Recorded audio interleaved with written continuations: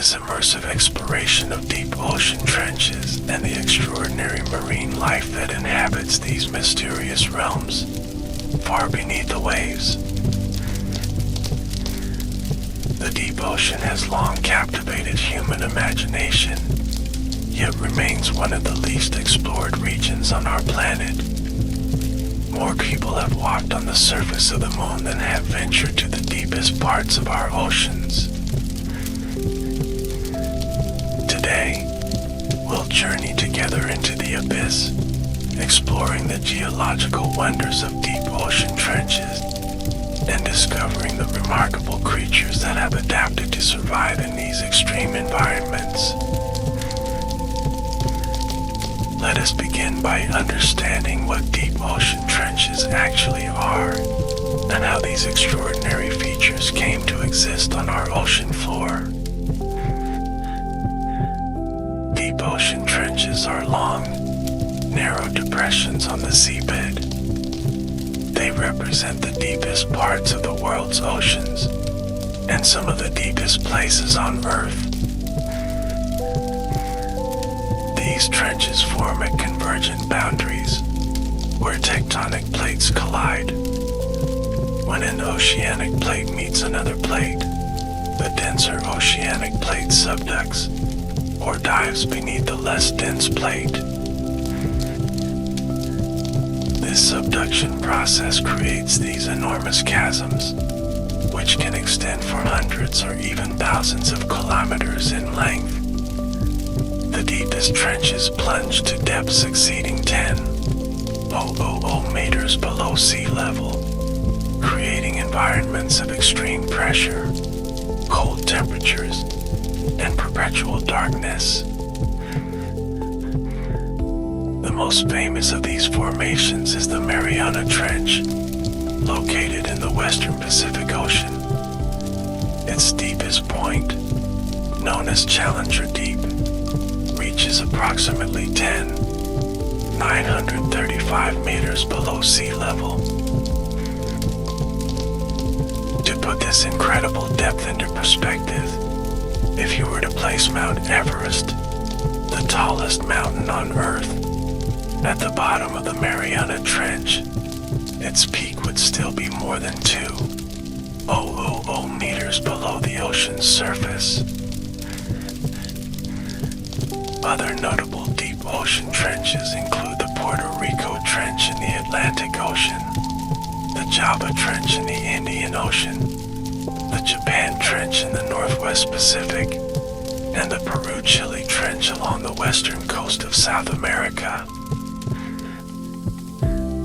These immense geological features were formed over millions of years through the slow but powerful forces of plate tectonics. They continue to evolve today as the Earth's crust remains in constant, albeit imperceptibly slow, motion. The environment within deep ocean trenches is characterized by several extreme conditions. First and foremost is the crushing pressure, which can exceed 1,000 times the atmospheric pressure at sea level. To illustrate this pressure, imagine the weight of approximately 50 jumbo jets pressing down on every square inch of your body. This gives you some sense of the extraordinary pressure that trench-dwelling organisms must withstand. Temperatures in these depths typically hover just above freezing, around 1 to 4 degrees Celsius. The combination of extreme pressure and cold creates a challenging environment for life. Additionally, no sunlight penetrates to these depths. This absence of light means that photosynthesis, the process that powers most of Earth's ecosystems, is impossible in the trenches. Without sunlight, the deep ocean trenches might seem inhospitable to life. Yet remarkably, these extreme environments harbor diverse and highly specialized organisms, adapted in fascinating ways to their unique habitat. Let's explore the extraordinary adaptations that allow life to thrive in these seemingly impossible conditions. One of the most remarkable aspects of trench-dwelling creatures is their ability to withstand enormous pressure.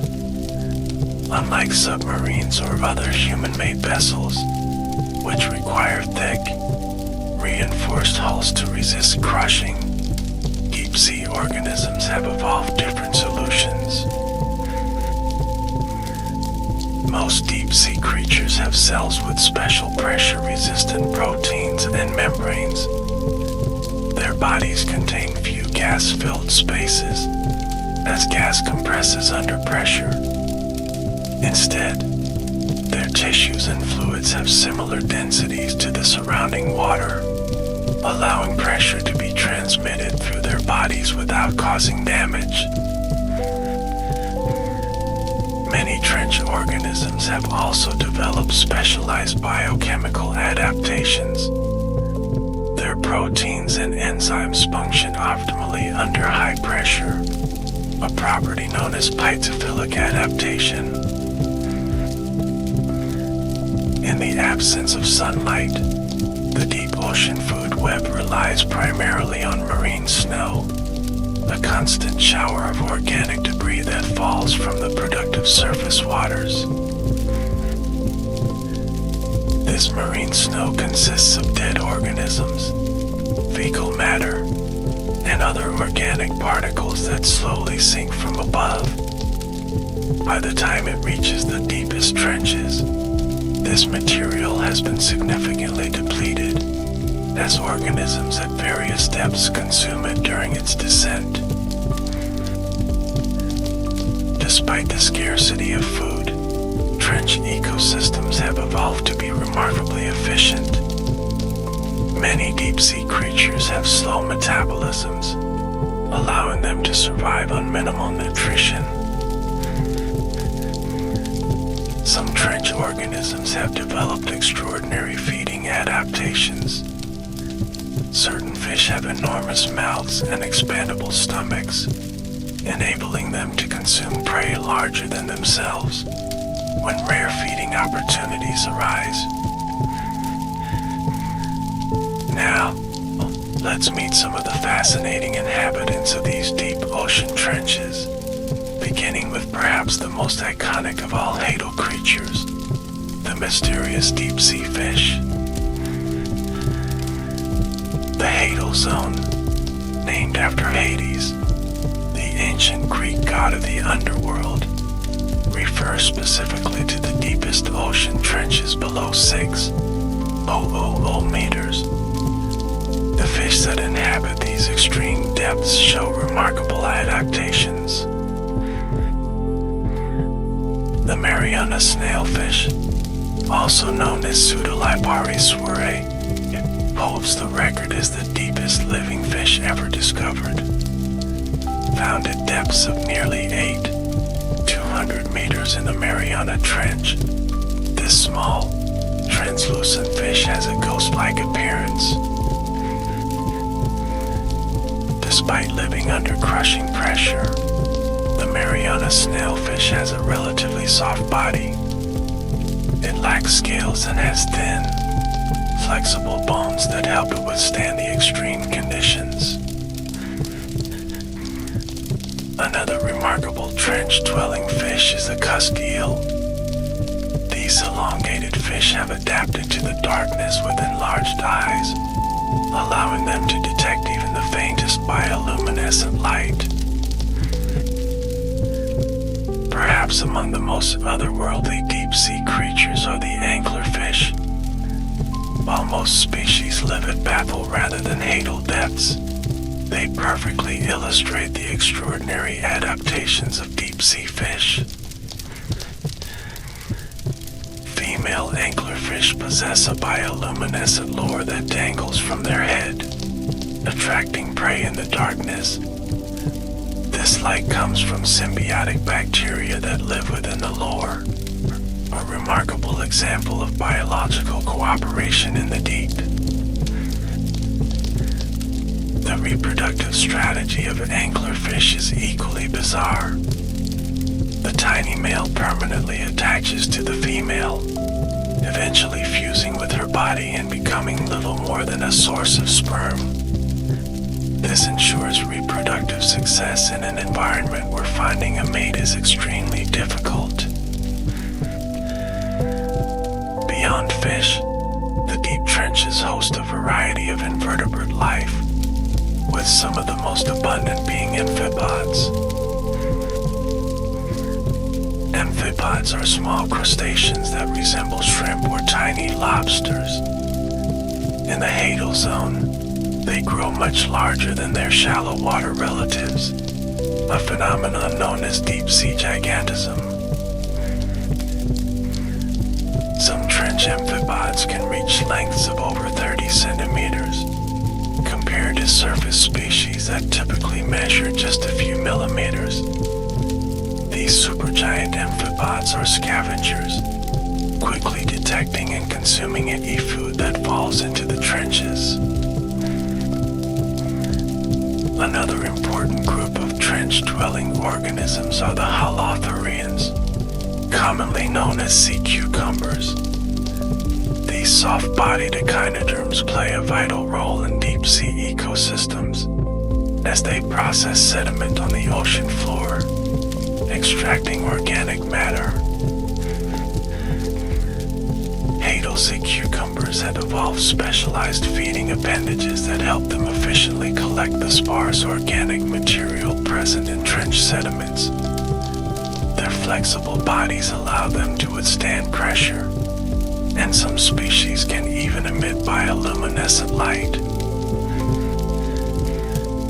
One cannot discuss deep trench ecosystems without mentioning foraminifera, or forams for short.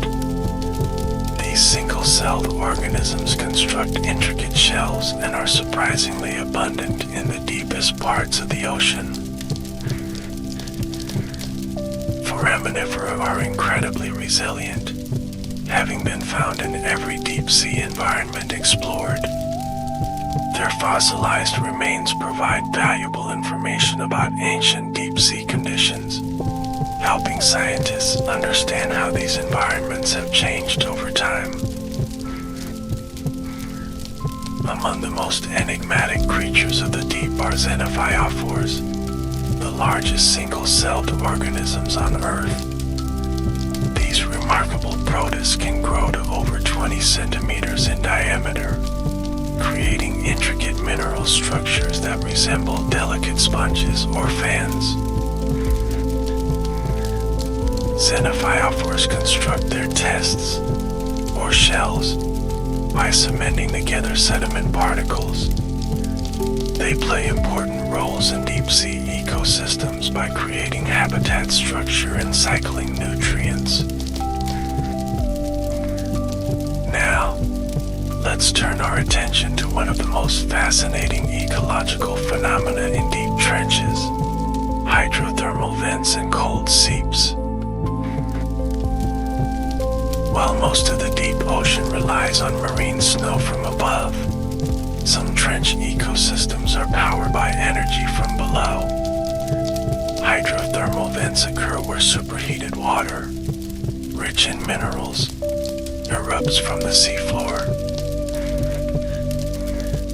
These vents form when seawater seeps into the ocean crust near volcanic activity. The water becomes heated and enriched with minerals, then rises back to the seafloor, creating chimney-like structures called black smokers.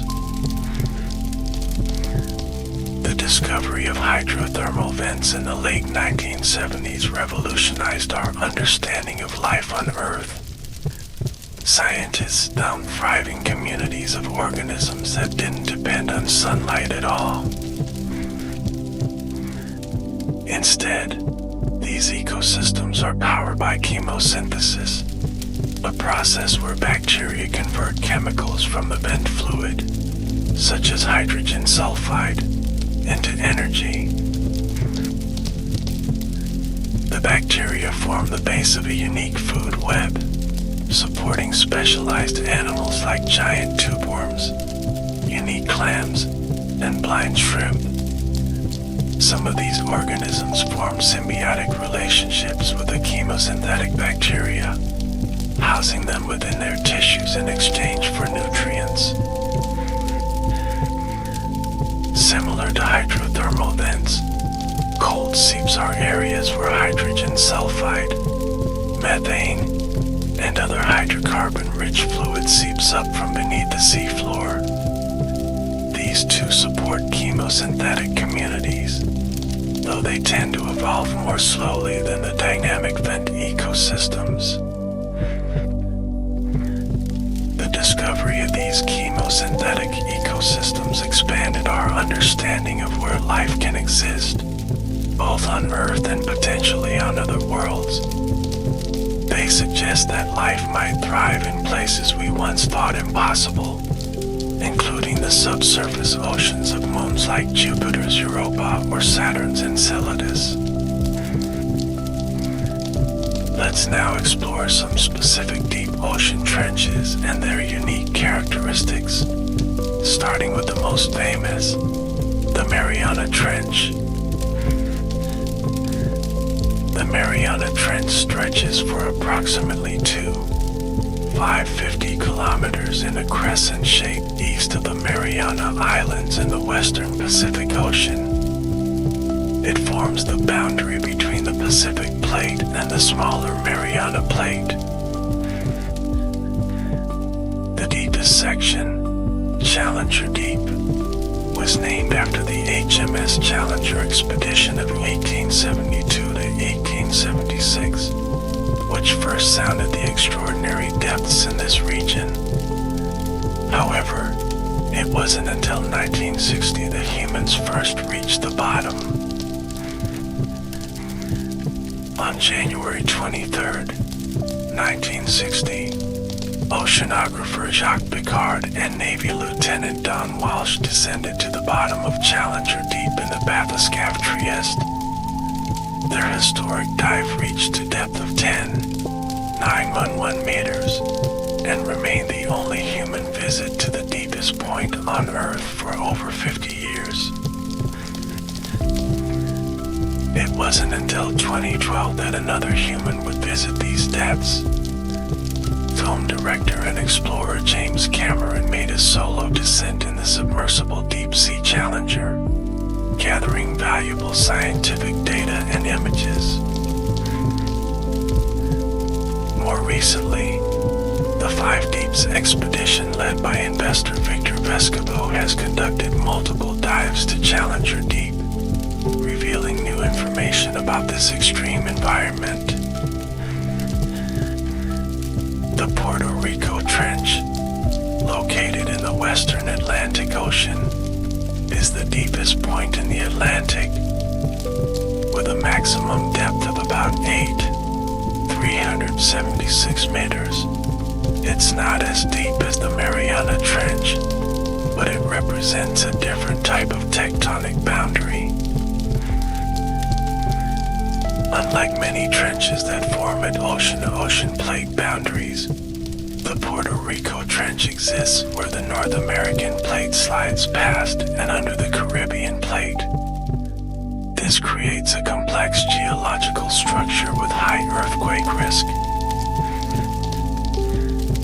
The Java Trench, also called the Sunda Trench, extends approximately 500 kilometers from the northern tip of Sumatra to the island of Sumba, with depths exceeding 700 meters.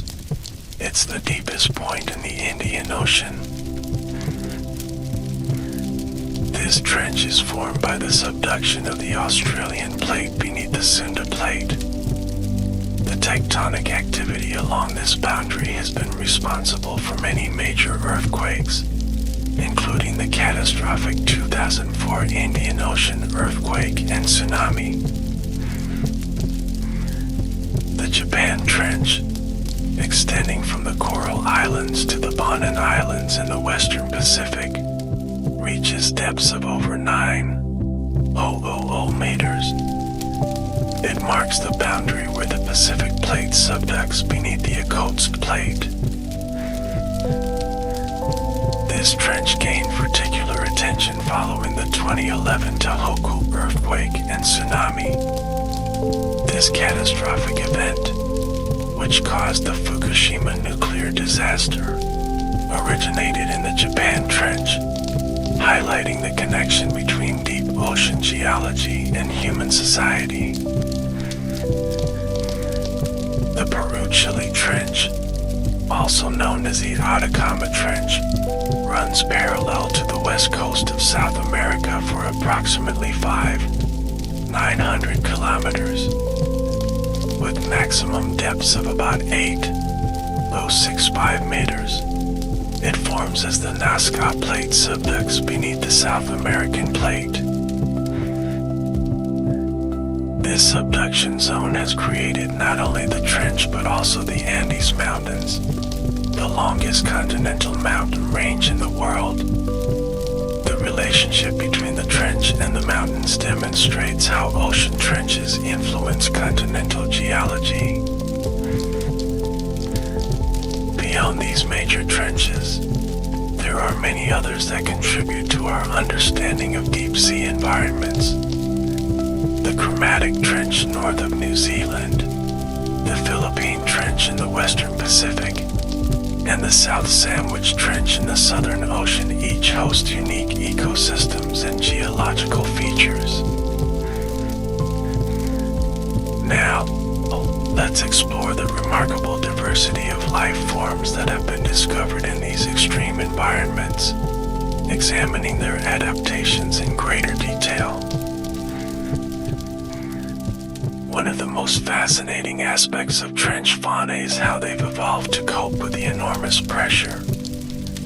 At the bottom of the Mariana Trench, the pressure exceeds 100 atmospheres, or over 16,000 pounds per square inch.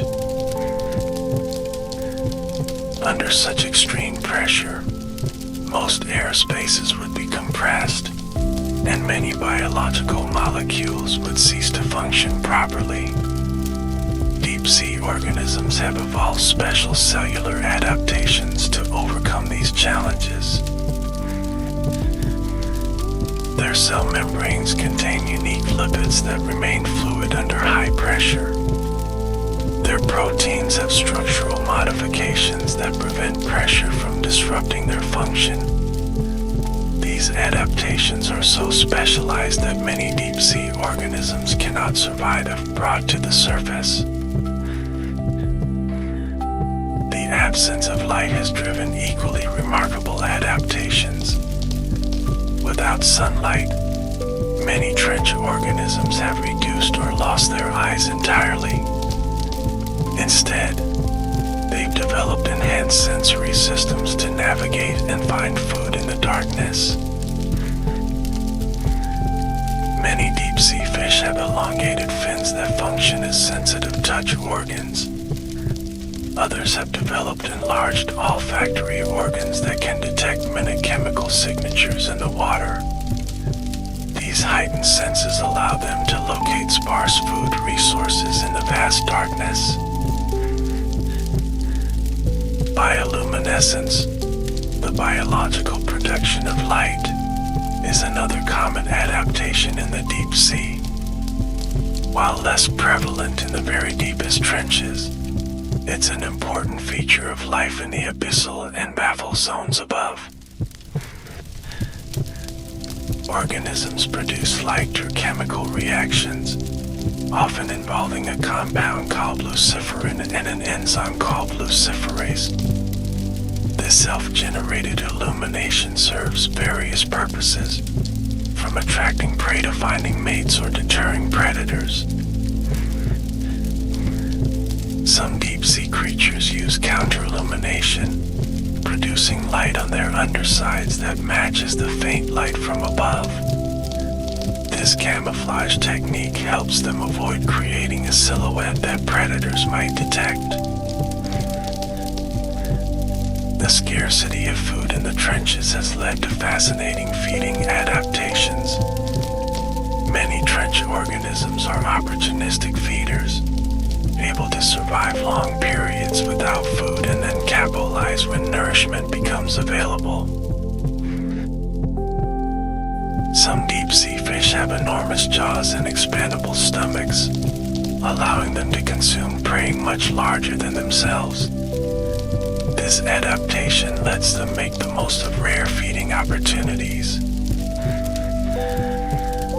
The gulper eel, for example, has a mouth that can open wider than its body, with a pouch-like lower jaw that can expand to accommodate large prey.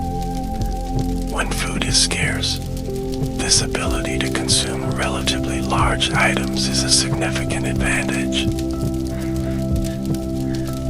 Other trench dwellers have evolved to be extremely efficient with their energy use. Many have slow metabolisms and move lethargically to conserve energy. Some fish have reduced muscle mass and watery bodies that require less energy to maintain. The gelatinous tissue found in many deep-sea fish serves multiple purposes. It provides structural support while being less dense than bone, and it requires less energy to maintain the more complex tissues. Reproduction in the deep sea presents unique challenges. With populations spread thinly across vast areas, finding a mate can be extremely difficult. Many trench species have evolved reproductive strategies to overcome this challenge. Some fish are hermaphroditic, possessing both male and female reproductive organs. Others, like the aforementioned anglerfish, have extreme sexual dimorphism with parasitic males. Some deep-sea creatures produce bioluminescent signals specifically to attract mates. Others release pheromones that can be detected over long distances. These adaptations increase the chances of successful reproduction in the sparsely populated abyss. Now, let's examine some specific examples of remarkable trench-dwelling creatures in greater detail, starting with one of the most bizarre, the barrel-eye fish. The Pacific barrel-eye fish, Macropinna microstoma, has one of the most unusual adaptations in the animal kingdom. Its head is transparent, and its tubular eyes are encased within this see-through dome. These specialized eyes can rotate within the transparent head, allowing the fish to look upward to spot potential prey silhouetted against the faint light from above. When it spots food, it can change its body position to direct its mouth upward without moving its eyes. While barrel eyes typically inhabit the baffle zone rather than the deepest trenches, they illustrate the extraordinary adaptations that have evolved in deep-sea environments. The Hadal snailfish, mentioned earlier, represents one of the few fish species that can survive in the deepest trenches. Different species have been found in various trenches around the world, suggesting they've specialized to inhabit these extreme environments. Unlike many deep-sea fish that have fearsome appearances, snailfish look relatively ordinary. They have tadpole-like bodies with semi-transparent skin, no scales, and reduced bone structure. Their soft bodies allow them to withstand the enormous pressure, as there are fewer rigid structures that could be damaged. They produce antifreeze proteins that prevent their cells from freezing in the near-freezing temperatures. Researchers have found the Hadal snailfish have genetic adaptations that stabilize their enzymes under pressure. These modifications allow their cellular machinery to continue functioning functioning at depths where most other fish would perish. Another fascinating trench inhabitant is the giant amphipod, Alicella gigantea. While most amphipods are small crustaceans, these trench-dwelling species can grow to over 30 centimeters in length. This extreme size is an example of deep-sea gigantism, where certain invertebrates grow much larger in the deep sea than their shallow water relatives. Scientists believe this gigantism might be related to higher oxygen efficiency in cold water, reduced predation, or food scarcity. Giant amphipods are primarily scavengers, quickly detecting and consuming any organic matter that falls to the trench floor. Their enhanced olfactory abilities allow them to detect food from considerable distances. Researchers have observed that when bait is placed on the seafloor in trenches, amphipods often arrive first, sometimes in surprising numbers. This suggests they play a crucial role in deep-sea nutrient cycling. The zombie worm, or bone-eating worm, represents another fascinating adaptation to deep-sea life. These unusual creatures, belonging to the genus Osedax, specialize in consuming the bones of dead marine mammals that sink to the ocean floor. Zombie worms lack mouths and digestive systems. Instead, they bore into bones using acid secretions and rely on symbiotic bacteria to digest the bone material. The bacteria break down proteins and lipids in the bones, providing nutrients to the worms. The female worms can grow up to 7 centimeters long, while the males are microscopic and live inside the females' bodies. This extreme sexual dimorphism is another adaptation to the challenges of finding mates in the sparsely populated deep sea. Deep-sea isopods represent another group of crustaceans that have achieved impressive sizes in the trenches. The giant isopod, Bathynomus giganteus, can grow to nearly 50 centimeters long, resembling a massive roly-poly or kelp bug. These creatures are distant relatives of the small wood lice found on land. Their large size helps them survive the cold temperatures of the deep sea, as larger bodies have lower surface area to volume ratios, conserving heat more efficiently. Giant isopods are opportunistic feeders, acting as both predators and scavengers. They can go for months without food, entering a torpor-like state to conserve energy between meals. Among the most alien-looking creatures in the deep trenches are the sea spiders, or pycnogonids. While related to surface-dwelling sea spiders, the deep-sea varieties can grow much larger, with leg spans exceeding 70 centimeters. These bizarre arthropods have tiny bodies with most of their organs extending into their legs. They move slowly across the seafloor, feeding on soft-bodied invertebrates. Their spindly appearance is perfectly adapted to life on the soft sediments of the trench floor. Now, let's explore the geological forces that create and maintain deep ocean trenches, and how these processes influence the ecosystems they contain.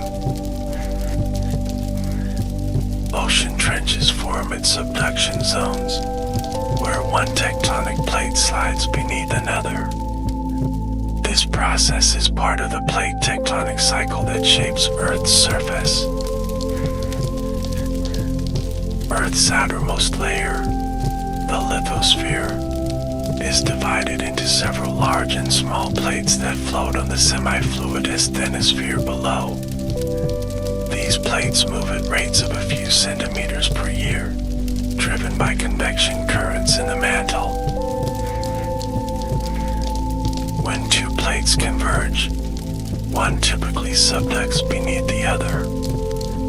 Oceanic lithosphere is generally denser than continental lithosphere. So when an oceanic plate meets either another oceanic plate or a continental plate, the oceanic plate usually subducts. As the subducting plate descends into the mantle, it bends downward, creating the deep trench. The descending plate continues to sink into the mantle, eventually reaching depths where increased pressure and temperature cause the release of water and the melting of rock. This melting generates magma that rises through the overriding plate, often forming a volcanic arc parallel to the trench. The Mariana Islands, for example, are volcanic islands formed by this process adjacent to the Mariana Trench. Subduction zones are also associated with powerful earthquakes. As the descending plate moves downward, it doesn't slide smoothly. Instead, friction causes stress to build up until it suddenly releases in the form of an earthquake. Some of the most powerful earthquakes in recorded history have occurred at subduction zones. The 2011 Tohoku earthquake in Japan, which reached magnitude 9.0, and the 2004 Indian Ocean earthquake at magnitude 9.1, both occurred at oceanic trenches. These massive earthquakes can trigger tsunamis when they displace large volumes of water. The devastating tsunamis that followed both the Tohoku and Indian Ocean earthquakes demonstrated the profound impact that trench-related geological events can have on human communities. The deepest parts of ocean trenches, known as depot centers, accumulate sediments over time. These sediments come from various sources, including marine snow from above and material scraped off the subducting plate. Over millions of years, these sediments can form thick deposits. The composition of these sediments provides valuable information about past oceanic conditions and events. Scientists study trench sediments by taking cores, long cylindrical samples of the seafloor. These cores preserve a chronological record of sedimentation, with the oldest material at the bottom and then the newest at the top. Analysis of these sediment cores reveals information about past climate conditions, biological activity, and geological events. They serve as important archives of Earth's history. The extreme pressure in deep trenches affects not just biological processes, but also chemical and physical ones. For example, under trench conditions, methane can form solid methane hydrates, ice-like structures where methane molecules are trapped within frameworks of water molecules. These methane hydrates are of interest both as potential energy sources and as factors in climate regulation. If destabilized, they could release significant amounts of methane, a potent greenhouse gas, into the ocean and eventually the atmosphere. Now, let's turn our attention to the exploration of deep ocean trenches, a challenging endeavor that has pushed the boundaries of human technology and ingenuity. The first systematic exploration of the deep ocean began with the voyage of HMS Challenger from 1872 to 1876. This pioneering expedition conducted the first soundings of what would later be recognized as the Mariana Trench, using weighted hemp ropes to measure depth. Technology for deep-sea exploration advanced slowly through the early 20th century. It wasn't until the development of echo sounding, which uses sound waves to measure depth, that accurate mapping of the ocean floor became possible.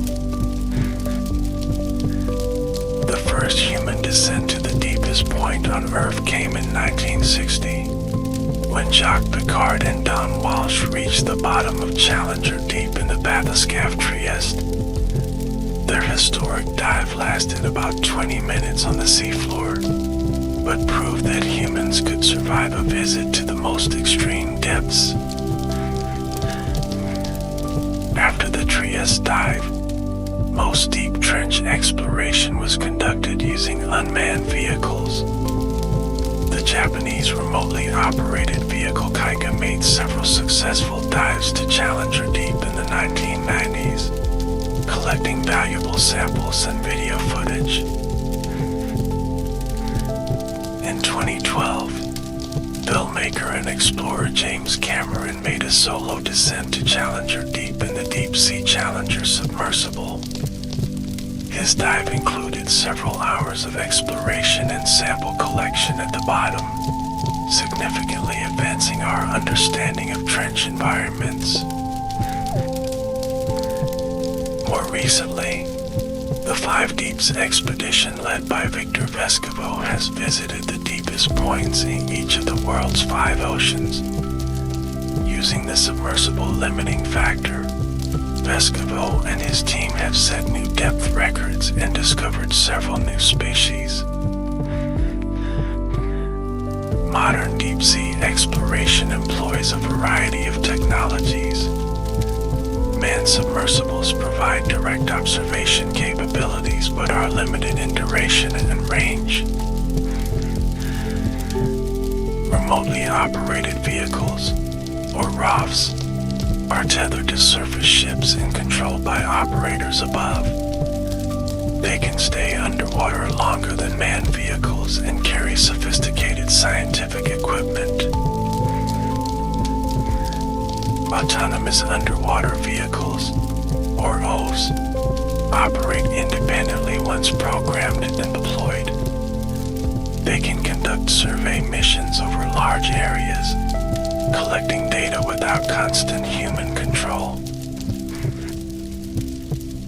Free-falling landers are unmanned platforms that descend to the seafloor, conduct observations or experiments, and then release their ballast to return to the surface.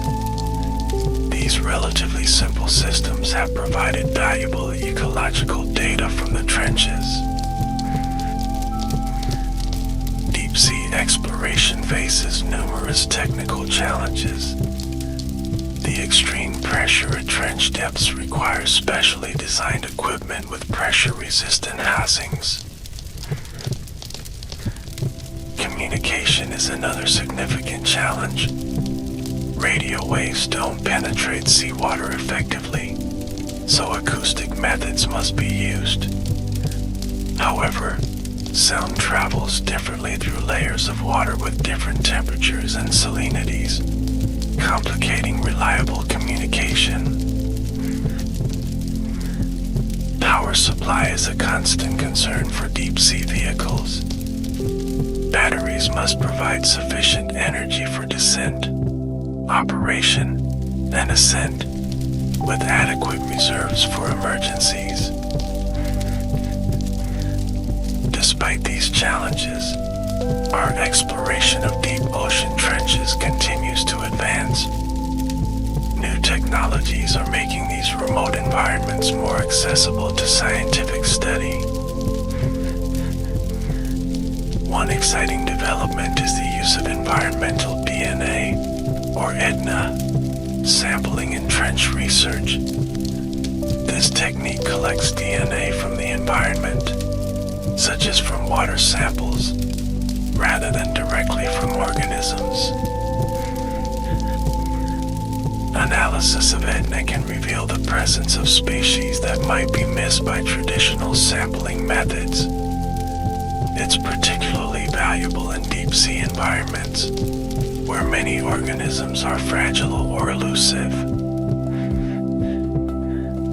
Advanced imaging technologies are also transforming deep-sea exploration. High-definition cameras, combined with powerful lighting systems, allow scientists to observe trench organisms in their natural habitats. Some research vessels now deploy multiple complementary technologies simultaneously. For example, NROF might work alongside several autonomous landers, creating a more comprehensive picture of trench ecosystems. The data collected during trench expeditions has scientific value beyond marine biology and geology. It also informs our understanding of potential life on other worlds.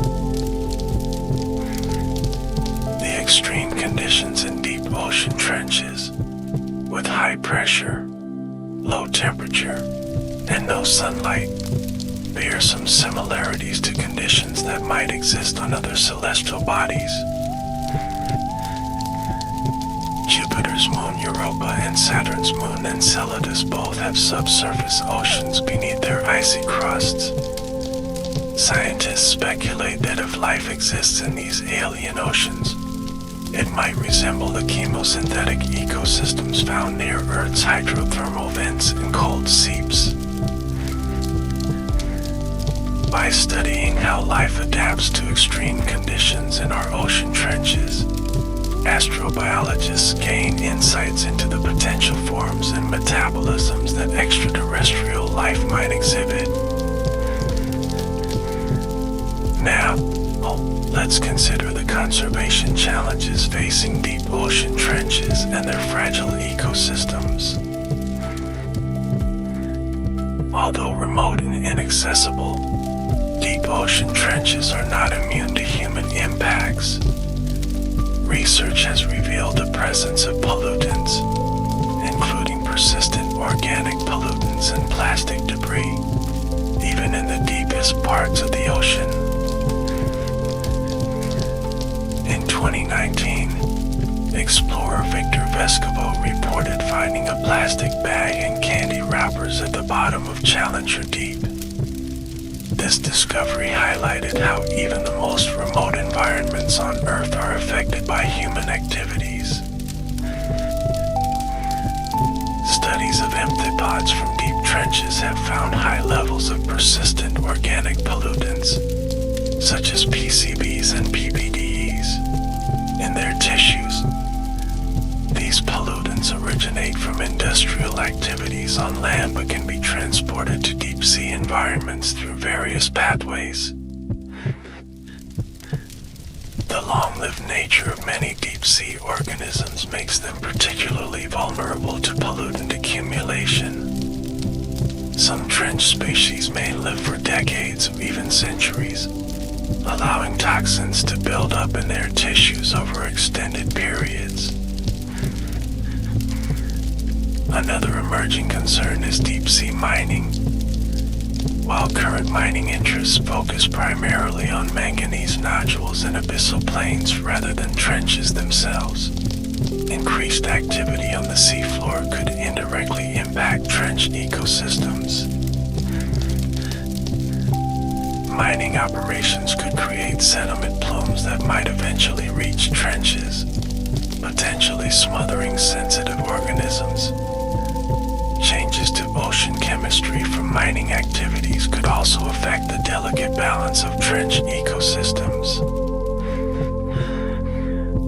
Climate change poses another threat to deep-sea environments.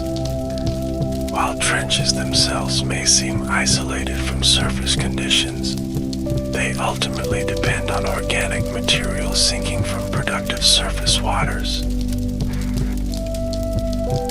Changes in surface productivity due to warming, acidification, or altered circulation patterns could affect the quantity and quality of food reaching the deep sea.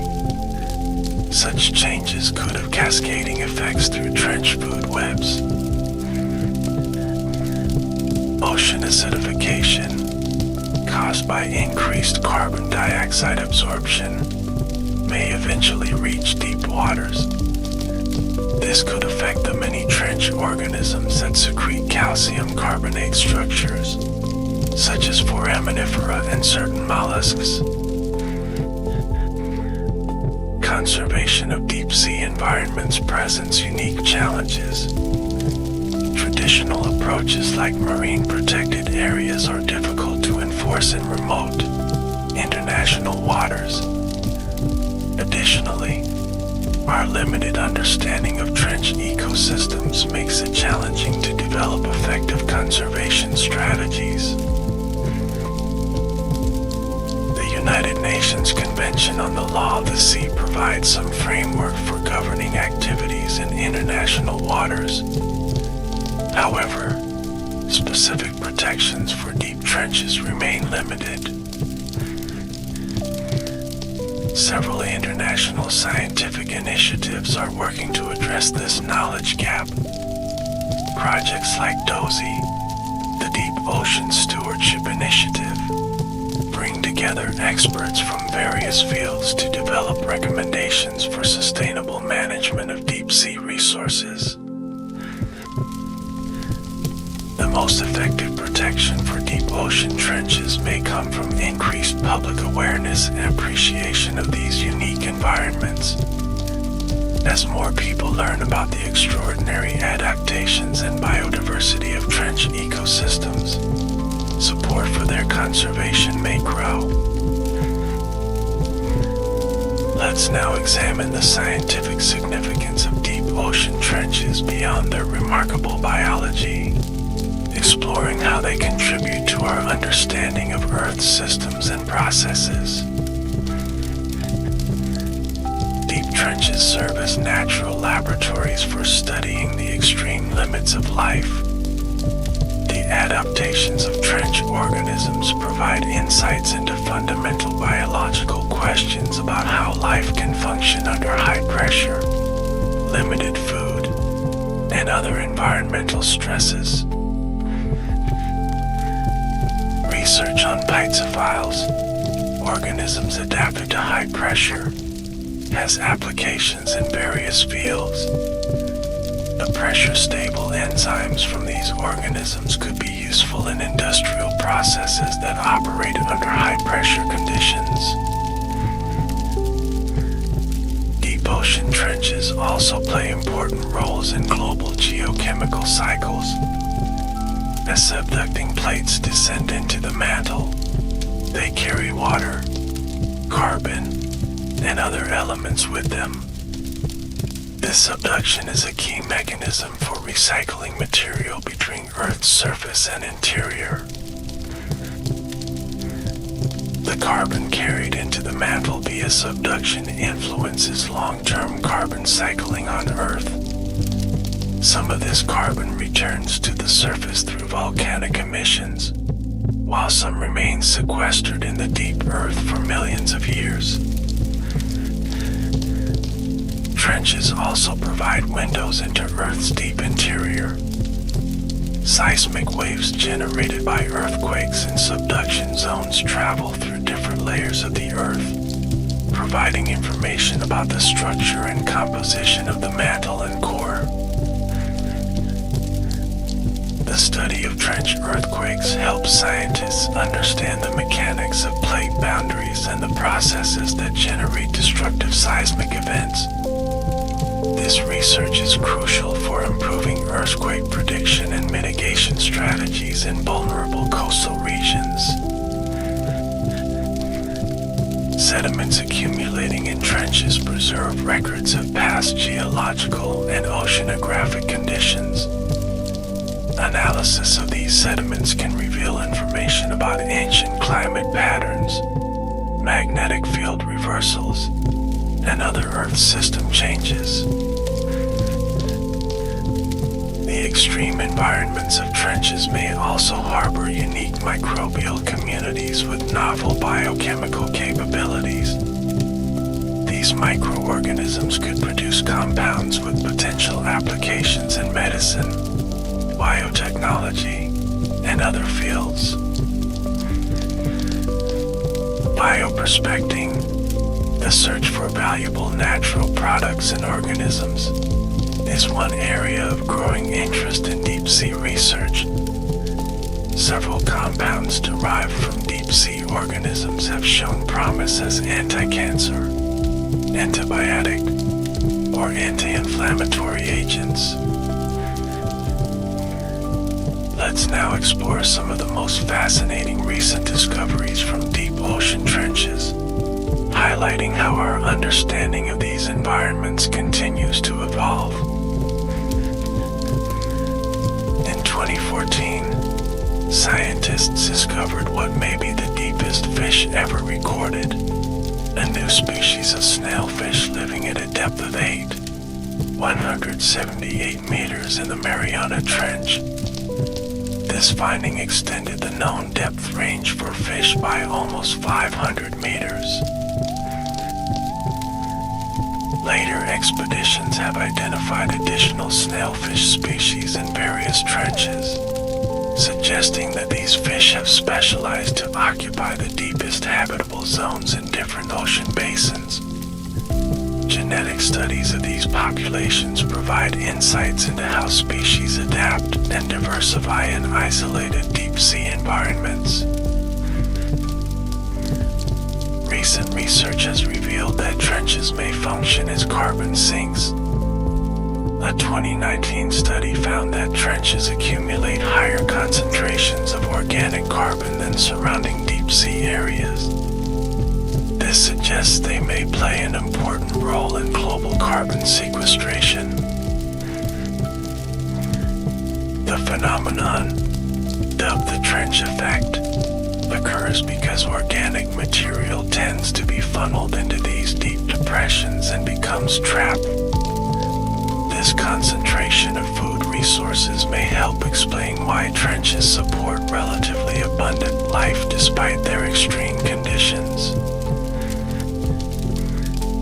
Another recent discovery concerns adaptations to pressure at the molecular level. Researchers have identified specific genetic modifications in trench organisms that allow their proteins to function under extreme pressure. These include changes that increase protein flexibility and prevent pressure-induced denaturation. Studies of the microbiome, the community of microorganisms, in deep trenches have revealed unexpected diversity. Even at the greatest depths, numerous bacterial and archaeal species thrive, many of them new to science. Some of these microorganisms have metabolic capabilities not found in surface-dwelling relatives.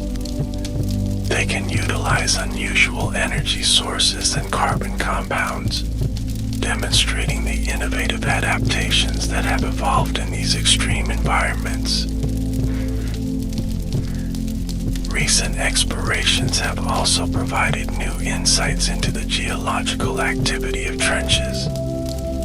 High-resolution mapping has revealed complex fault systems, landslide scars, and other features that help explain the frequency and intensity of trench-associated earthquakes. Let's now consider the future of deep trench exploration and research, examining emerging technologies and questions that may shape our understanding of these remarkable environments. Advances in material science are enabling the development of new deep-sea vehicles capable of withstanding trench pressures. Future submersibles may use synthetic ceramic materials or metallic glass to create lighter, stronger pressure housings. Improvements in battery technology and energy efficiency will allow longer duration missions, enabling support comprehensive surveys and experiments in trench environments. Some researchers envision autonomous vehicles that could remain in the deep sea for months, periodically returning to the surface to transmit data. Advances in sampling technologies will improve our ability to collect and preserve trench organisms for study. Pressure-retaining samplers maintain specimens at their native pressure, preventing the damage that often occurs when deep-sea organisms are brought to the surface. Genomic and transcriptomic techniques are becoming increasingly important in deep-sea research. By analyzing the DNA and RNA of trench organisms, scientists can understand the genetic basis for their unusual adaptations.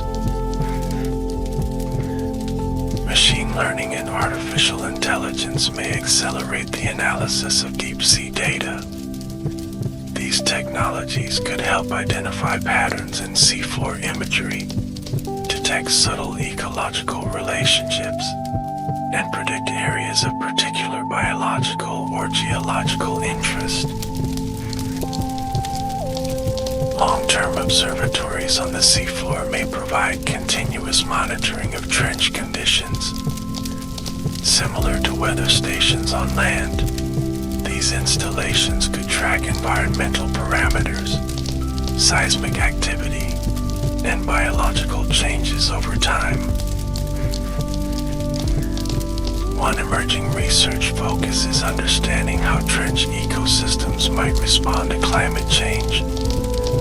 While deep ocean environments change more slowly than surface waters, they are not immune to global shifts in temperature, chemistry, and circulation patterns. Another important research direction involves mapping the full extent of biodiversity in trenches. Despite numerous expeditions, scientists estimate that many trench-dwelling species remain undiscovered. Comprehensive surveys could substantially increase our understanding of deep-sea biodiversity. The relationship between trenches and the overlying water column also warrants further investigation. Recent studies suggest that oceanographic processes above trenches may influence the delivery of nutrients and organic material to trench floors. This connection between surface and deep environments remains poorly understood. As we reflect on the remarkable nature of deep ocean trenches, it's worth considering their place in human culture and imagination. Throughout history, the deep ocean has inspired both fascination and fear. Ancient mariners imagined sea monsters lurking in the depths, while writers like Jules Verne speculated about what might exist in the unexplored abyss. The real creatures of the deep, with their bioluminescent displays, bizarre adaptations, and alien appearances, have proven every bit as remarkable as these fictional creations. Deep ocean trenches represent one of the last true frontiers on our planet. We have mapped the surface of Mars in greater detail than much of our own seafloor. The mysteries that remain hidden in the depths continue to inspire scientific curiosity and exploration. The journey to the bottom of the Mariana Trench can be seen as a human achievement comparable to reaching the summit of Mount Everest or walking on the moon. Each represents our species' drive to explore extreme environments and expand the boundaries of our knowledge. As technology advances, more people may have opportunities to virtually experience deep trench environments.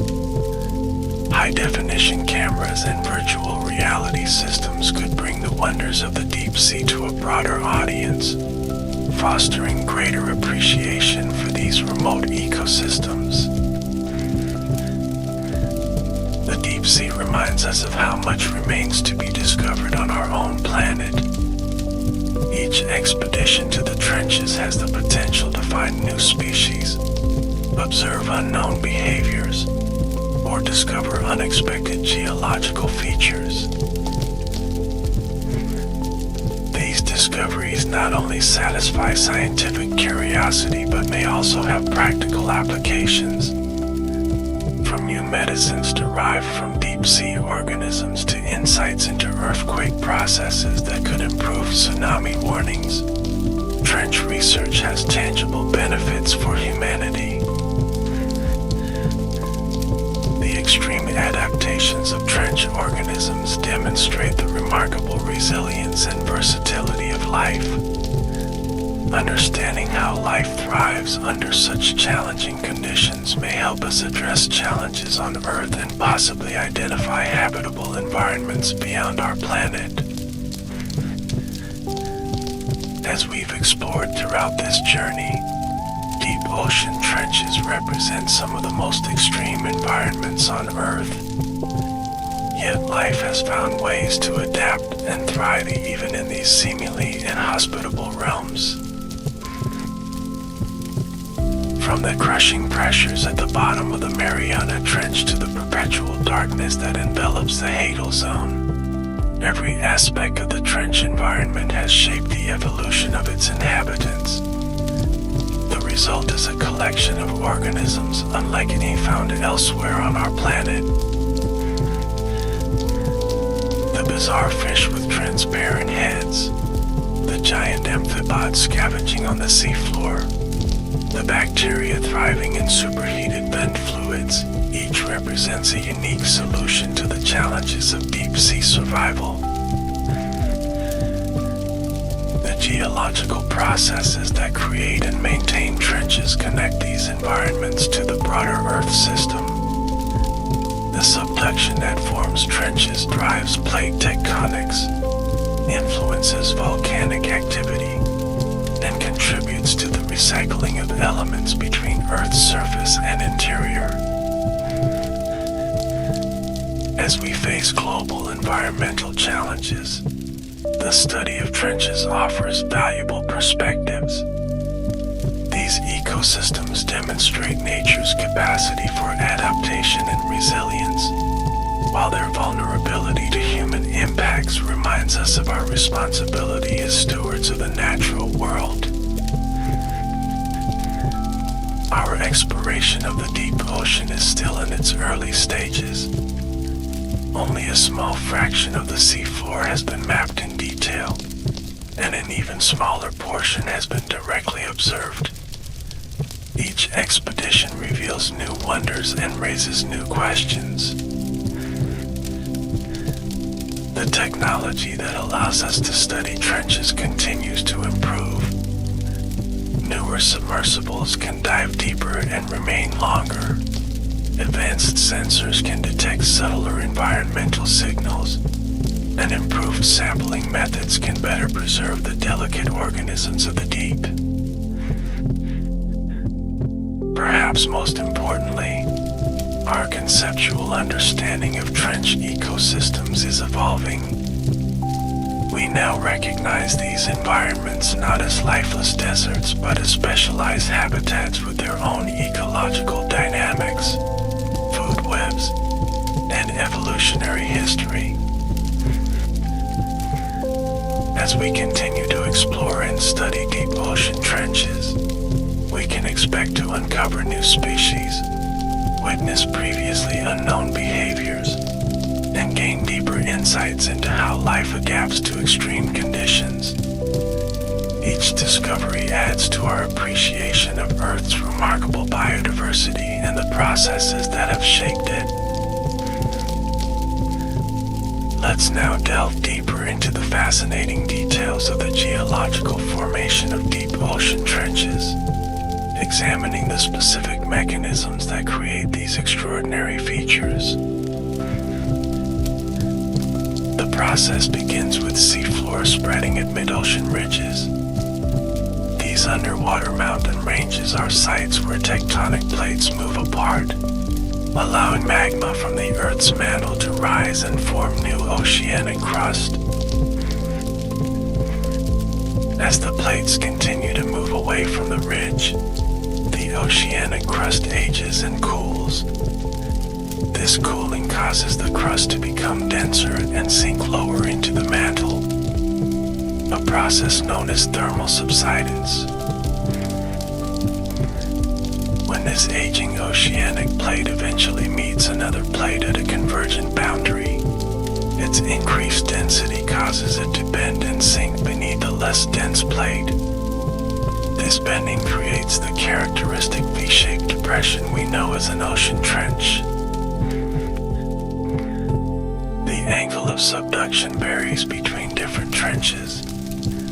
Some plates descend at relatively shallow angles, while others plunge more steeply into the mantle. These variations affect the width and depth of the resulting trench. As the subducting plate descends, it experiences increasing pressure and temperature. At depths of about 80 to 120 kilometers, these conditions cause water trapped in the plate's minerals to be released. This released water lowers the melting point of the surrounding mantle rock, causing it to partially melt and form magma. The magma, being less dense than the surrounding rock, rises through the overriding plate. If the overriding plate is oceanic crust, the rising magma may form a chain of volcanic islands known as an island arc. The Mariana Islands, adjacent to the Mariana Trench, are an example of such a formation. If the overriding plate is continental crust, the rising magma contributes to continental volcanic arcs. The Andes Mountains, paralleling the Peru-Chile Trench, formed through this process. The subduction process doesn't occur smoothly. Friction between the descending and overriding plates causes stress to accumulate. When this stress exceeds the strength of the rocks, it releases suddenly as an earthquake. Trench earthquakes are among the most powerful on Earth because they involve the movement of enormous volumes of rock. The 2011 Tohoku earthquake, which originated in the Japan Trench, released approximately 600 million times the energy of the Hiroshima atomic bomb. When these massive earthquakes occur underwater, they can displace huge volumes of water, generating tsunamis. These powerful waves can travel across entire ocean basins, causing devastation when they reach shallow coastal areas. The sediments that accumulate in trenches come from multiple sources. Some are scraped off the descending plate, while others come from the adjacent continental margin or from biological activity in the overlying waters. In some trenches, these sediments can reach thicknesses of several kilometers. They often form wedge-shaped deposits called accretionary prisms along the inner wall of the trench. These structures provide valuable information about the history of subduction in the region. The rate of subduction varies between different trenches. The fastest rates, approaching 10 centimeters per year, occur in the Western Pacific. Slower rates, around 2 to 3 centimeters per year, are typical in the Atlantic. These differences in subduction rate influence the frequency and magnitude of earthquakes, the intensity of volcanic activity, and even the depth of the trench itself. Faster subduction generally correlates with deeper trenches and more frequent seismic events.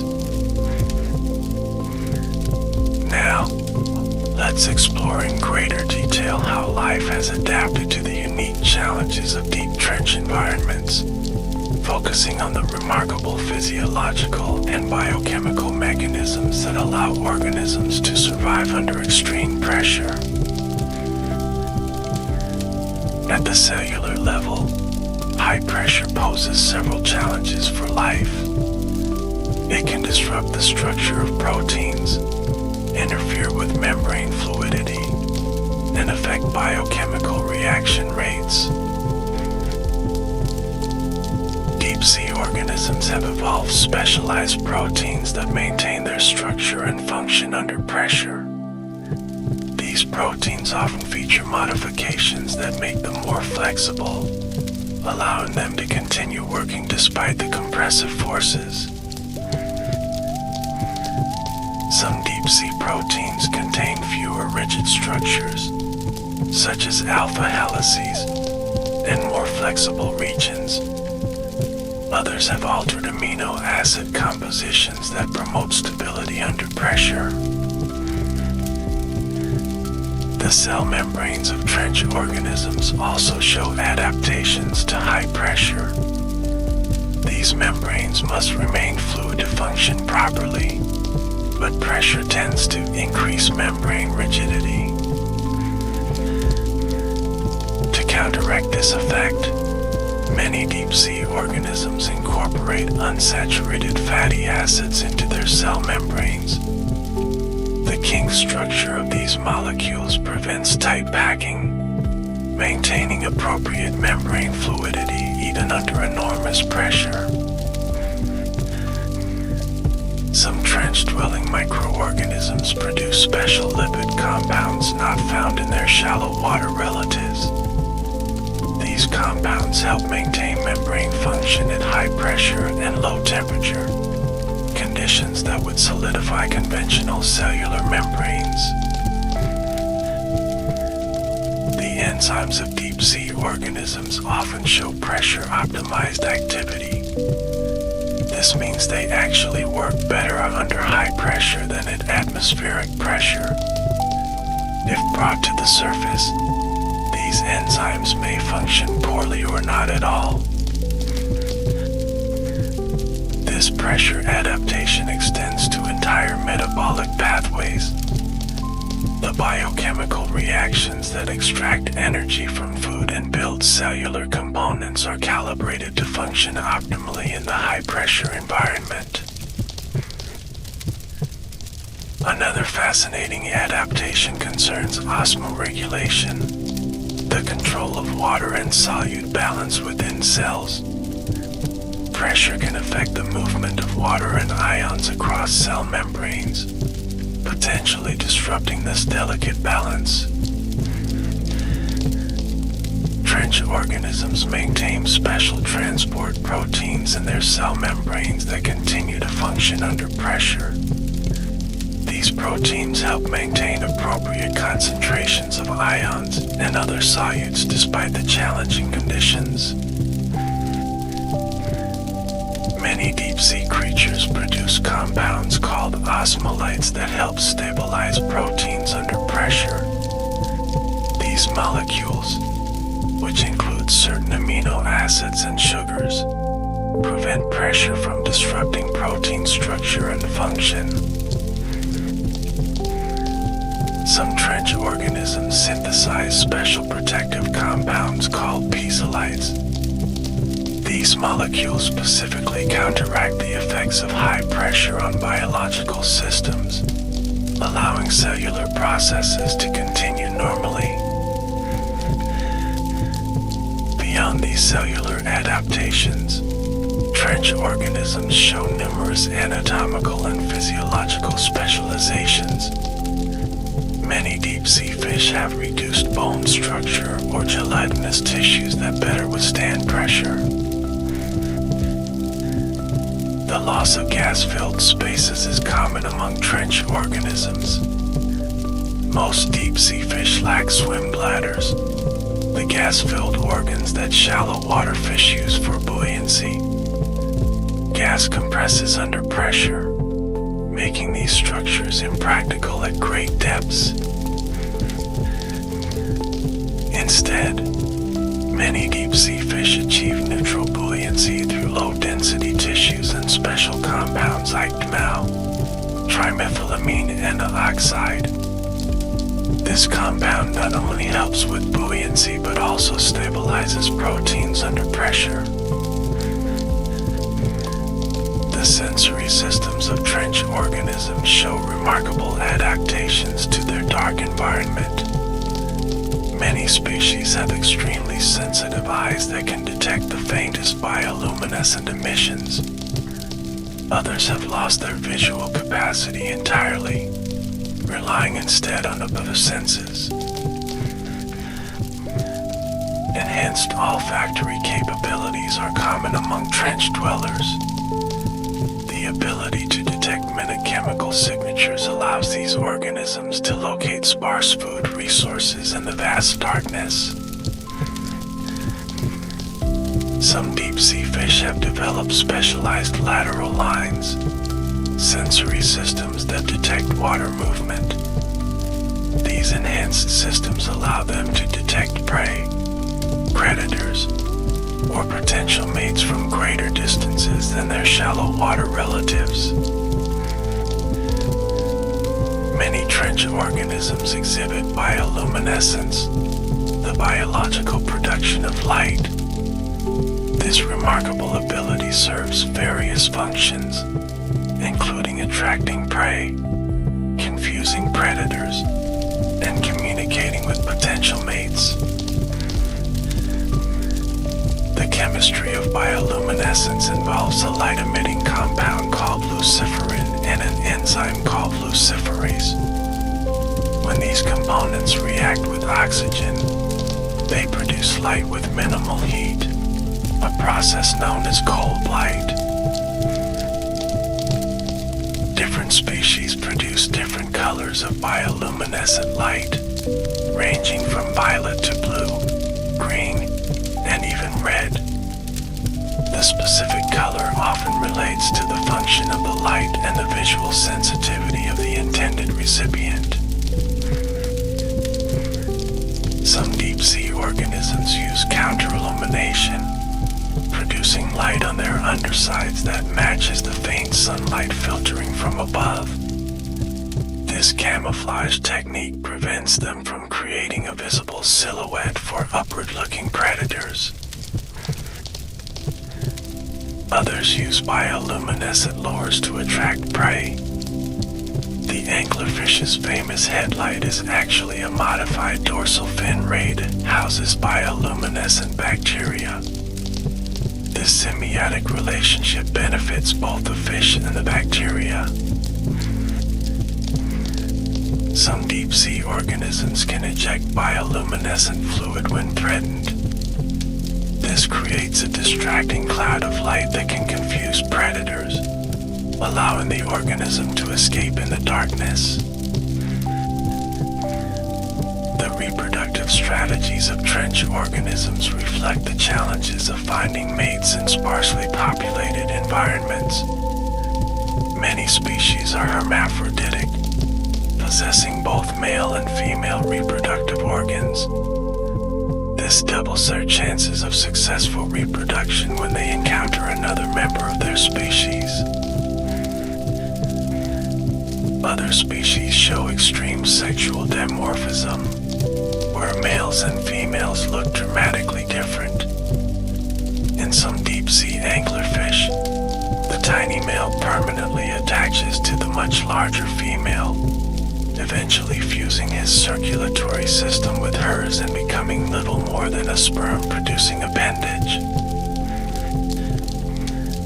Some trench organisms release eggs or sperm into the water column, relying on currents to bring these gametes together. Others produce bioluminescent signals or pheromones to attract mates from greater distances. Many deep-sea species produce fewer, but larger eggs than their shallow water relatives. These eggs contain more yolk, providing developing embryos with sufficient nutrition in food-scarce environments. Now, let's explore the fascinating food webs that exist in deep ocean trenches, examining how energy flows through these unique ecosystems. Unlike most ecosystems on Earth, which are powered by sunlight through photosynthesis, trench ecosystems rely primarily on food that sinks from above. This process creates what ecologists call an allochthonous ecosystem, one dependent on external energy inputs. Marine snow, the continuous shower of organic debris from surface waters, provides the primary energy source for most trench ecosystems. This material includes dead plankton, fecal pellets, molded exoskeletons, and other organic matter. As marine snow sinks through the water column, it is continuously processed by organisms at various depths. By the time it reaches the trenches, much of the easily digestible material has been consumed. The remaining organic matter tends to be more refractory or resistant to degradation. Trench organisms have evolved specialized digestive enzymes capable of breaking down these tough materials. Large food falls, such as dead whales, fish, or squid, represent important pulse resources in trench ecosystems. When these large carcasses sink to the trench floor, they create temporary hotspots of biological activity. A single whale fall can provide sustenance for deep-sea organisms for decades. Different species colonize the carcass at different stages of decomposition, creating a succession of communities. Initially, mobile scavengers like amphipods and certain fish consume the soft tissues. Later, specialists like zombie worms extract nutrients from the bones. Finally, sulfur-reducing bacteria break down remaining organic compounds, supporting a chemosynthetic community similar to those found at hydrothermal vents. Wood falls, sunken trees or large pieces of wood, also create important habitat and food sources in the deep sea. Specialized organisms like wood-boring bivalves convert the cellulose and lignin into forms that other trench organisms can utilize. In some trenches, particularly those associated with volcanic activity, hydrothermal vents of cold seeps provide alternative energy sources. These sites support chemosynthetic communities that derive energy from chemical compounds rather than sunlight. At hydrothermal vents, bacteria oxidize hydrogen sulfide and other reduced compounds in the vent fluid. This chemical energy allows them to fix carbon dioxide into organic carbon, essentially creating food from inorganic chemicals. These bacteria form the base of a food web that includes specialized animals like giant tube worms, unique bivalves, and blind shrimp. Many of these animals host symbiotic chemosynthetic bacteria within their tissues, gaining direct access to the nutrients they produce. Cold seeps function similarly, but the energy source is typically methane or hydrogen sulfide seeping from beneath the seafloor. Different bacterial communities oxidize these compounds, supporting distinctive assemblages of animals. The discovery of these chemosynthetic ecosystems revolutionized our understanding of life's energy requirements. Before these findings, scientists believed all ecosystems ultimately depended on sunlight. Now we know that life can thrive on chemical energy alone. Trench food webs tend to have fewer trophic levels than surface ecosystems. The scarcity of food cannot support long chains of predators. Most trench organisms are either detritivores, consuming dead organic matter directly, or predators that feed on these detritivores. Scavenging is a common feeding strategy in the trenches. Many organisms have evolved to detect and quickly respond to food falls. Some can detect potential food from distances of a kilometer or more, using their enhanced olfactory capabilities. Trench organisms typically show lower metabolic rates than their shallow water counterparts. This adaptation allows them to survive the long intervals between feeding opportunities. Some deep-sea fish may go months between meals. Energy conservation is evident in the behavior of many trench species. They often move slowly and deliberately, conserving precious energy.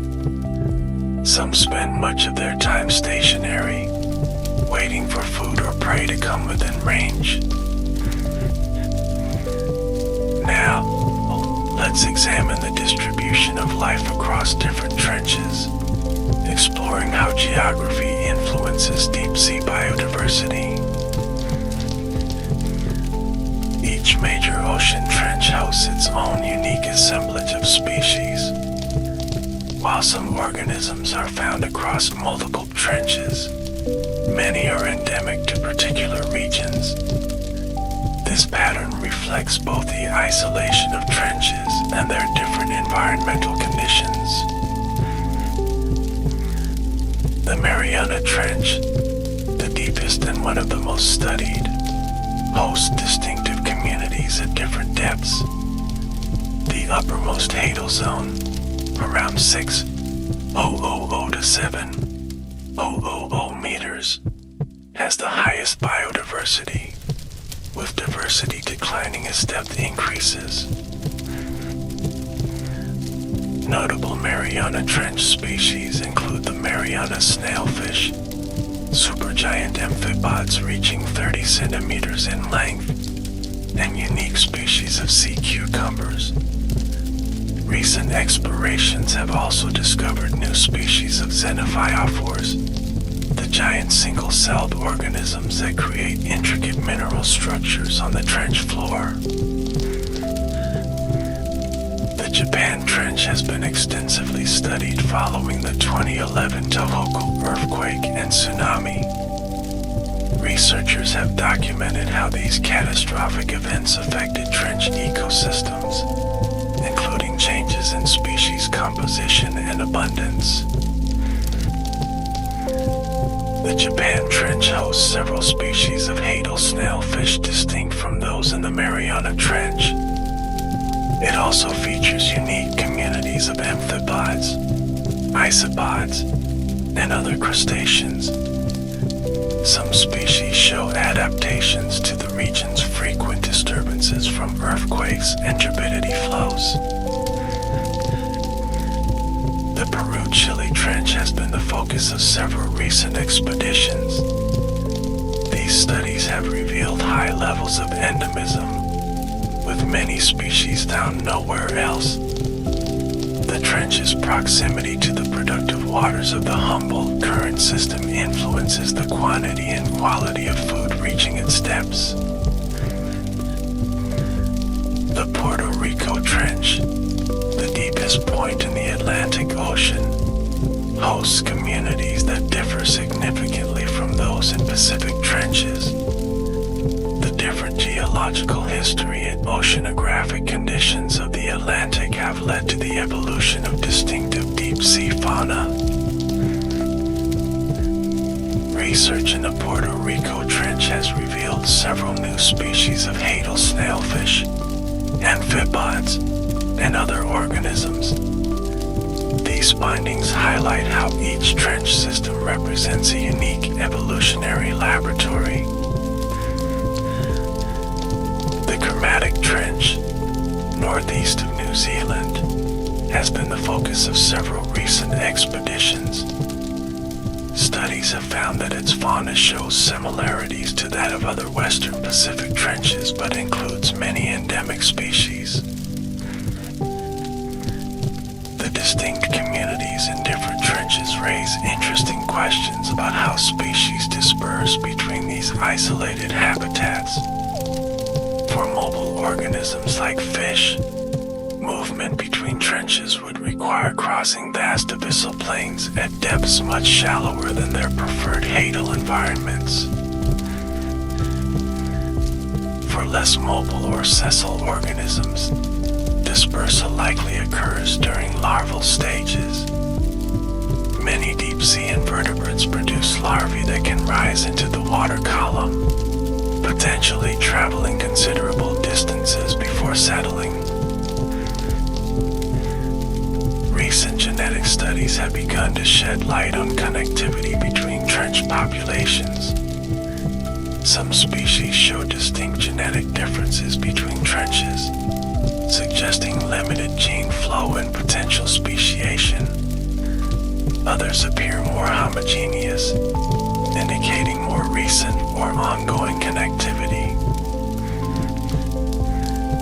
These patterns of endemism and connectivity have important implications for conservation. If many trench species are restricted to particular trenches, then each of these environments represents an irreplaceable reservoir of unique biodiversity. Let's now explore how deep ocean trenches interact with the broader Earth system, examining their roles in global cycles and processes. Ocean trenches play crucial roles in the global carbon cycle. Recent research suggests they may function as significant carbon sinks, sequestering organic carbon that might otherwise return to the atmosphere. The V-shaped morphology of trenches helps funnel organic material to their depths. Once this carbon reaches the trench floor, much of it becomes buried in sediments. This burial effectively removes carbon from the short-term carbon cycle, potentially for millions of years. Some of this carbon eventually enters the mantle through subduction. There, it may remain for geological timescales or return to the surface through volcanic emissions. This deep carbon cycle operates over millions of years, influencing Earth's long-term climate. Trenches also influence ocean circulation patterns. As dense, cold water masses encounter these deep depressions, they can become channeled or diverted. This affects the distribution of heat, nutrients, and dissolved gases in the deep ocean. The subduction process is associated with trenches drive the recycling of water between Earth's surface and interior. Hydrated minerals in the descending plate carry water deep into the mantle. Some of this water later returns to the surface through volcanic activity. This water cycle has operated throughout Earth's history, potentially influencing the volume of the oceans over geological time. It represents another way that trenches connect surface processes with deep Earth dynamics. Trenches and their associated subduction zones influence global heat flow. As cold oceanic crust descends into the warm mantle, it absorbs heat. This process helps cool Earth's interior and drives convection currents in the mantle. The earthquakes generated at subduction zones release enormous amounts of energy. Some of this energy dissipates as heat, while some transfers to the ocean as tsunami waves.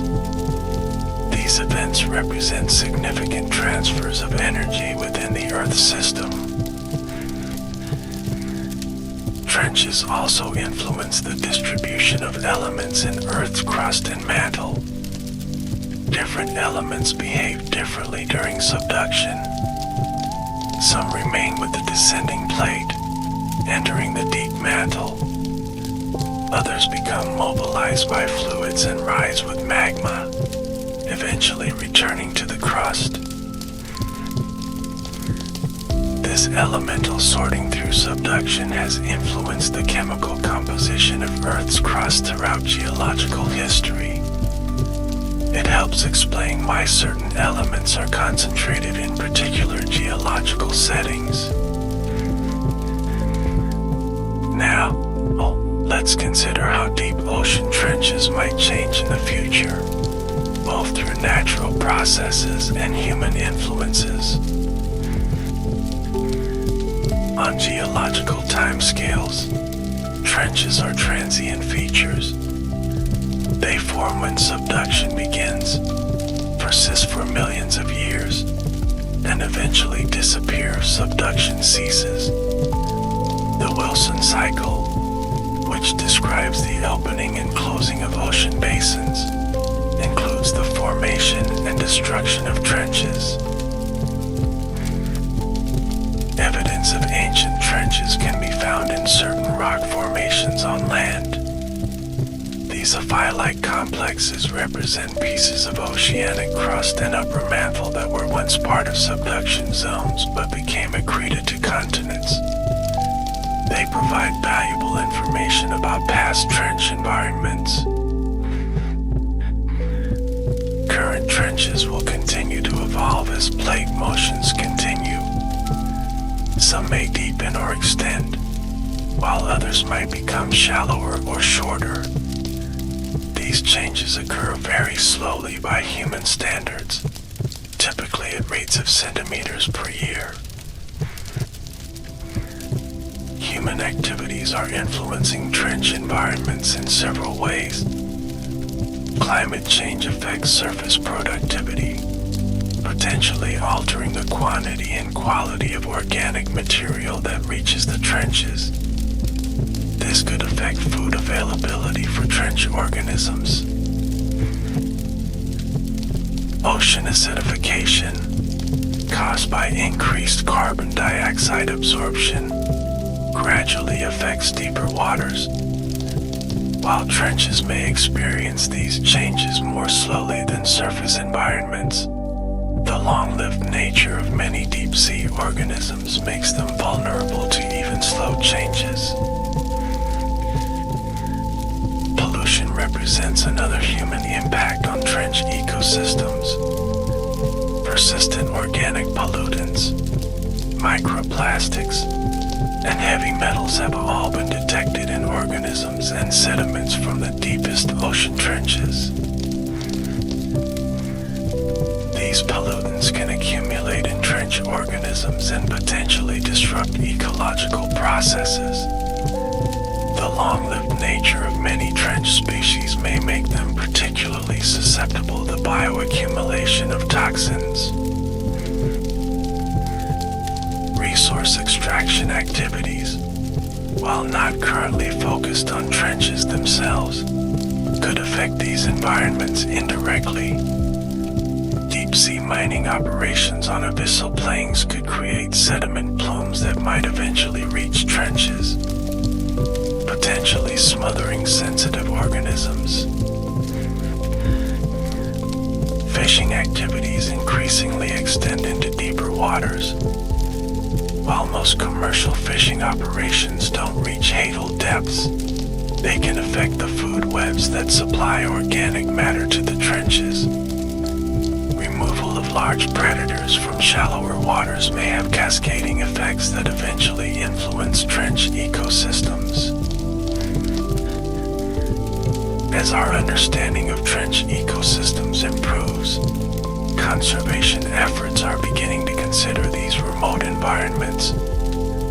Several international initiatives aim to develop guidelines for human activities that might affect the deep sea, including trenches. The International Seabed Authority, established under the United Nations Convention on the Law of the Sea, regulates mining activities in international waters. Its environmental guidelines may help protect trench ecosystems from mining-related impacts. Scientific organizations like the Deep Ocean Stewardship Initiative advocate for research-informed management of deep-sea ecosystems.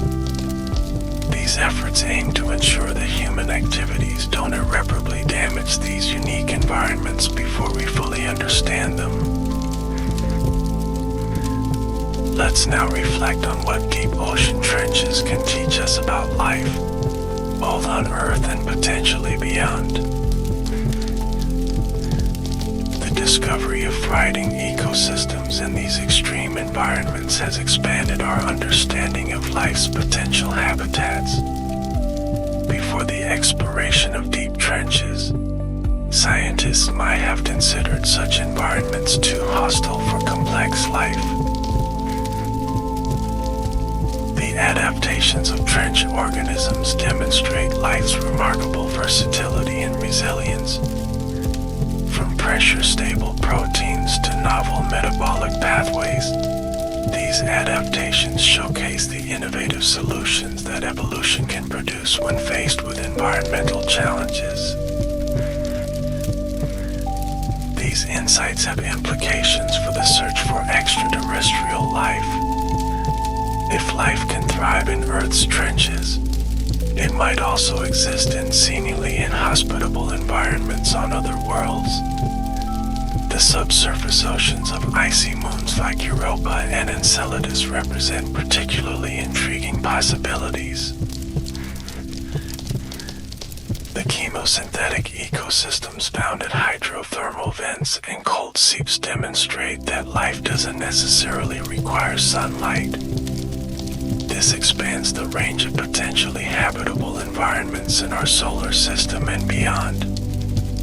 Worlds without sufficient sunlight for photosynthesis might still support life based on chemical energy. Trench ecosystems also illustrate the importance of interconnections in natural systems.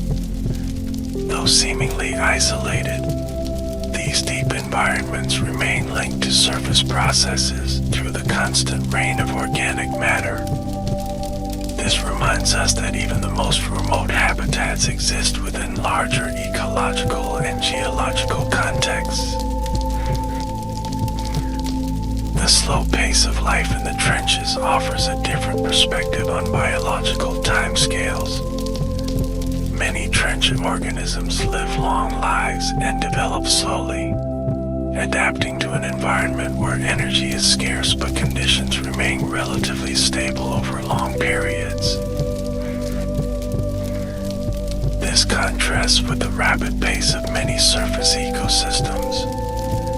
It suggests that in some environments, evolutionary advantages may come from patience and efficiency rather than speed and competition. Adaptations of trench organisms may also have practical applications. Pressure-stable enzymes from deep-sea microorganisms could prove useful in industrial processes that operate under high pressure. These biocatalysts might improve the efficiency of certain chemical reactions. Compounds produced by trench organisms to protect their cellular components from pressure damage might have applications in preserving biological materials. These natural preservatives could potentially improve storage methods for cells, tissues, or biomolecules. Some deep-sea organisms produce unique bioactive compounds with potential pharmaceutical applications. These include antimicrobial, antifungal, and anti-cancer agents. The extreme conditions of trenches may have in the evolution of biochemical pathways not found in other environments. As we conclude our exploration of deep ocean trenches and their remarkable inhabitants, we're left with a profound appreciation for the diversity of life on our planet. From the sunlit surface to the darkest depths, life has found ways to thrive in almost every environment. The creatures of the deep trenches, with their bizarre appearances and extraordinary adaptations, remind us of how much remains to be discovered in the ocean's depths.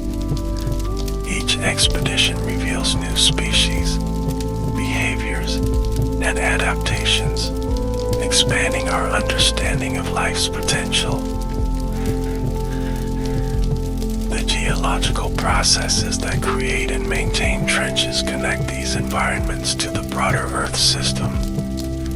Through subduction, trenches influence volcanic activity, earthquake generation, and the cycling of the elements between Earth's surface and interior. As technology improves, our ability to study these remote environments will continue to advance. Newer vehicles, sensors, and sampling methods will allow more detailed and comprehensive investigations of trench ecosystems.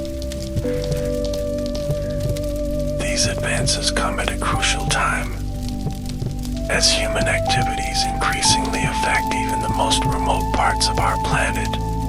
Understanding trench ecosystems becomes essential for their protection. Conservation efforts must be informed by scientific knowledge to be effective. The journey to understand deep ocean trenches is far from complete. Many questions remain about how these environments function, how their inhabitants have evolved, and how they connect to other Earth systems. As we continue to explore these extraordinary environments, we gain not only scientific knowledge but also a deeper appreciation for the wonders of our ocean planet. The abyssal depths, once thought lifeless, have proven to be realms of remarkable adaptation and biodiversity. In the words of the oceanographer Sylvia Earle, with every drop of water you drink, every breath you take, you're connected to the sea. No matter where on Earth you live, the ocean still affects our everyday lives. We have much more to discover about this final frontier here on Earth. As we drift now into peaceful reflection on these magnificent deep ocean trenches, let the gentle rhythm of the narrative carry you into a state of calm contemplation. The mysteries of the deep, the pressure of the abyss, the strange creatures that have made their home in darkness, all exist in perfect harmony. Imagine the silent depths, where water presses with immense weight. Yet in this extreme environment, life persists, adapts, and even thrives. The persistence of these remarkable creatures can inspire us in our own lives. The deep ocean trenches remind us that there are still places on our own planet as alien as distant worlds. Places where the rules of survival have driven evolution down unexpected paths, creating solutions we're only beginning to understand. As your mind drifts with these thoughts, feel the tension in your body beginning to release. Like the pressure-adapted organisms of the deep, you too can find balance and calm even under life's pressures. The rhythmic flow of water, the gentle drift of marine snow, the slow metabolism of trench creatures, all operate on a timescale vastly different from our hurried lives. There is wisdom in this slower pace, this patient persistence. As we conclude our journey through the mysterious world of deep ocean trenches, carry with you the wonder of these unexplored frontiers. Let your curiosity about our remarkable planet remain, even as you drift toward peaceful rest. Thank you for joining this exploration of one of Earth's most extreme and fascinating environments.